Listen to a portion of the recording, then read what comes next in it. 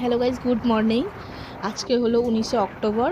আজ সকাল সকাল একদম আমি আমার হাজবেন্ড আমরা বেরিয়ে গেছি বড়মার কাছে পুজো দিতে যাচ্ছি নৈহাটিতে। তো এখানে আমরা ভদ্রেশ্বর তেলনিপাড়া ঘাটে চলে এসেছি। এখান থেকে পার হয়ে ট্রেনে করে আমরা নৈহাটি যাব। তো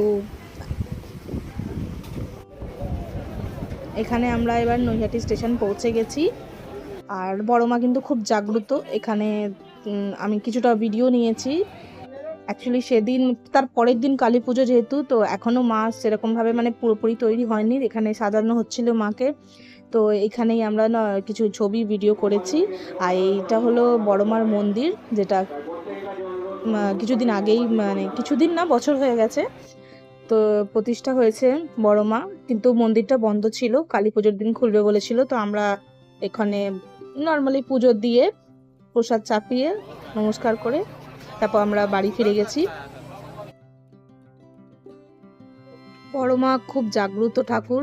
মানে ইনাকে আমি যখন ফার্স্ট টাইম আমি গেছিলাম, তো দেখে মানে আমার চোখে অটোমেটিক জল চলে এসছে, জানি না কেন, কিন্তু সত্যি মানে খুব একটা গুজবাম্পস টাইপের ফিল আসছিল।